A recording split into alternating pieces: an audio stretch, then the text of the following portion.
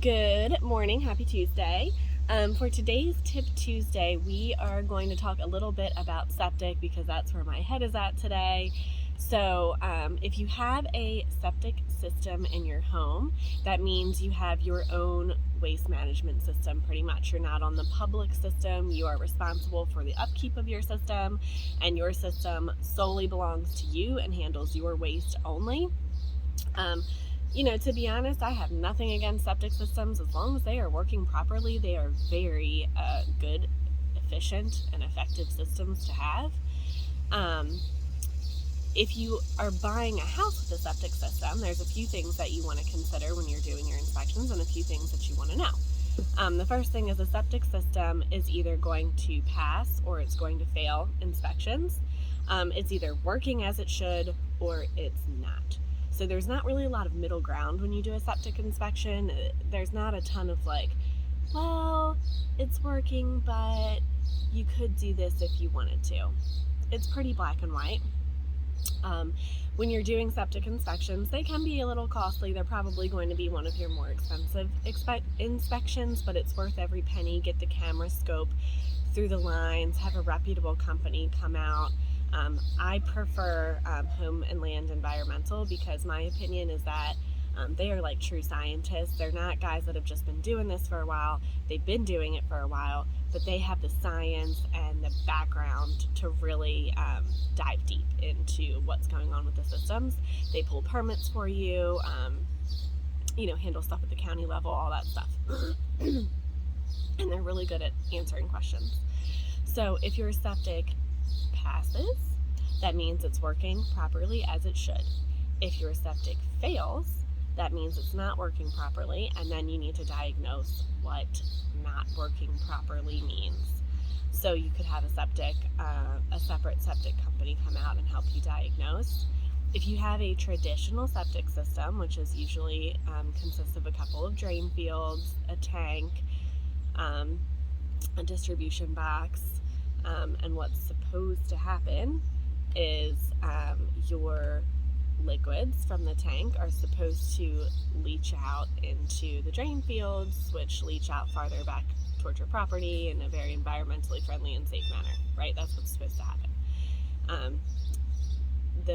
If you fail, you can fail anywhere from having a faulty distribution box, having an old cracked tank, or having your drain fields be oversaturated and bad. Worst case scenario is probably your drain fields being oversaturated and bad. When that happens, that's when you have to have the county come out and redo a perk test, which is what I showed you all last week.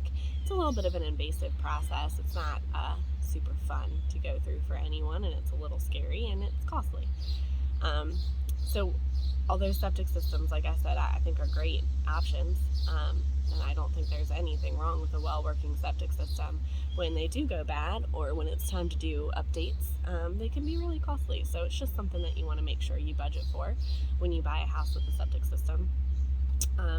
And if you have any questions, if you haven't been on septic before, there's a few things that your inspector should kind of roll you through as you go through the process.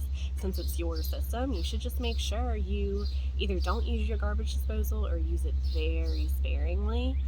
Don't put any of that Rid-X crap down your system. It's crap. Don't use it. Don't use any powder detergents. Use only liquids. Don't flush anything down your toilet that shouldn't be flushed down the toilet. Pretty basic things, but things that I think those of us that are on public take advantage of because we're used to chucking everything down the kitchen sink into the garbage disposal. If the kids throw whatever down the toilet, it's not the end of the world, but in your septic system, it could be the end of the world. So just make sure you keep on top of it. If you are the seller and you are getting ready for septic inspections and you have a traditional septic system, you should not pump your tank before inspections. Pumping your tank before inspections gets the liquid levels so low that the inspector has a really hard time figuring out if there's leaks, if it would have been higher than it should have been for that time period.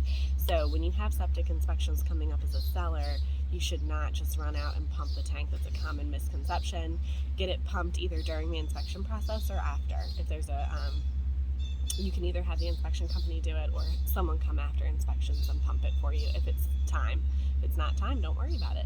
So if you are looking at homes that are a little more rural, which is usually where your septic systems are, make sure you ask me if you have any questions or concerns. I always tell my people who aren't used to septic, don't be scared of it. There's nothing wrong with it. As long as we do a thorough inspection and we make sure it's working properly, go for it. It's a great system to have.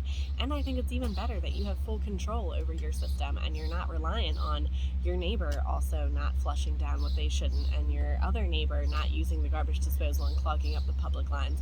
This is your system. You can control it. And I like control.